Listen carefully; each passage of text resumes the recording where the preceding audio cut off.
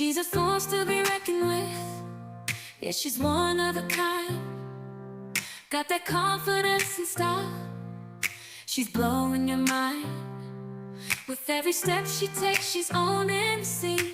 A queen in her own right, living her dream. Hello everyone, welcome to my YouTube channel. In this video I am going to show you how we can download and install OpenSSL on Windows and how to design a digital signature to an organization. So first of all, go to Google and search OpenSSL Softpedia and OpenSSL download, and then click on download button.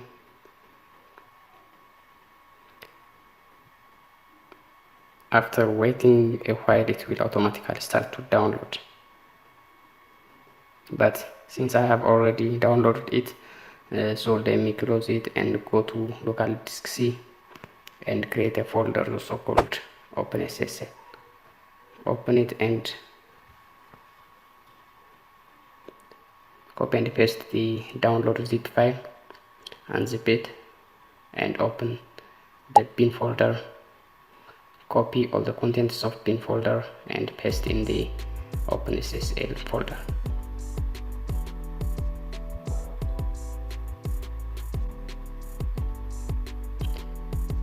After paste the bin file, I have to copy the path of OpenSSL, copy, and go to this PC, properties, advanced system setting, and then go to environmental variable.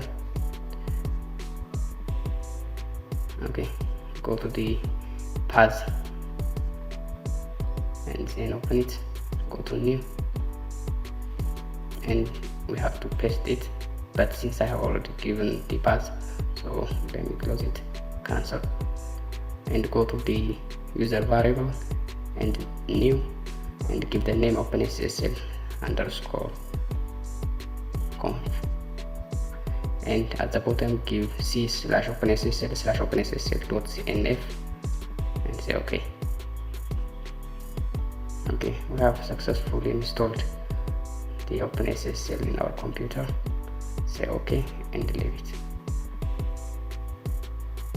Now we have to close it. After successfully installing the OpenSSL, the next step will be just designing the digital signature for that specific organization. So I have prepared a sample for doing that. Is root A, that's the name of the university, and C1, C2, and C3 are campus that are found in that university, and F1, F2, and F3 are the faculties, and U11, U12, U21, U22, and U31, and U32 are the users of respective faculties that might be directors. So let's get started to design the digital certificate by using the command prompt, that is go to desktop to create a folder called root. So make dir root and go to that folder, cd root. Okay, open OpenSSL. Okay, now we can start by generating RSA key, that is the private key for the root, that is A, like this one, and then we are going to fill the information of this root, this one. So the country into letter Ethiopia, ET, and province Amhara, city Bahardar, and the name of the organization is A, and this might be optional, and the email address, that is a@gmail.com. Okay, so we have successfully designed the certificate for the root. So the next step will be generating RSA for the C1, okay, like this one, and fill the information about C1. That is the C1 is just the campus that is found in that university, okay. That is the next hierarchy. So the information can be filled like this one, country Ethiopia, and the provenance Amhara, city Bahar Dar, and then of organization would be A. Okay, and the next would be the email address or the nickname, that is C1, and email address C1@gmail.com.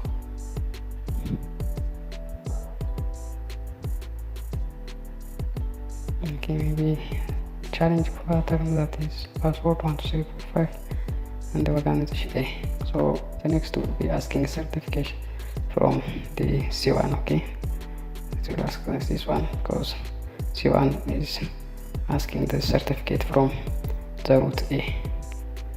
Okay, next will be generating RSA for the faculty, that is F11, and then fill the information of F11 like this one. That's country Ethiopia, province Amhara, city Bahar Dar, and the organization name A. Okay, the unit organization, that is F11. Email address would be f11@gmail.com. Okay,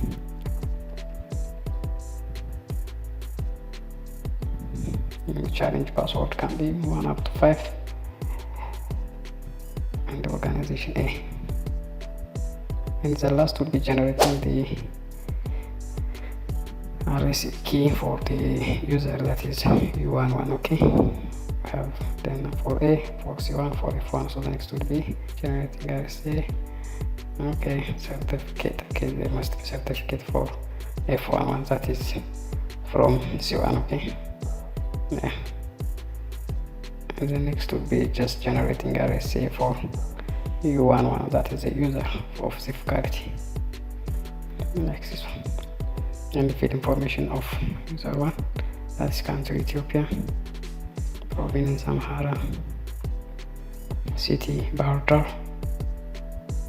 and the name of the organization is A. Unit organization, that is U11, and the email address u11@gmail.com. Okay, and the challenge password 1 out of 5, and organization A, or it can be optional.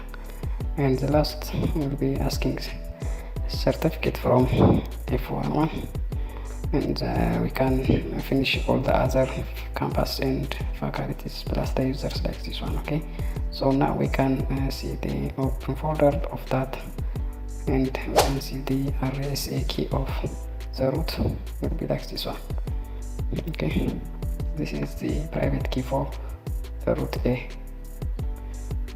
Okay, next we can see the certificate for C1, that is campus 1, which is issued by A. Okay, we can also see the private key or the RSA key with the size of 4096 for U11. Okay, that is the user one of the faculty F1 would be like this one. This is the private key for user 11. Okay, nice. So we have done our work. If you have comment, you can comment in the comment part. Please don't forget to like, share and subscribe. Thank you for watching.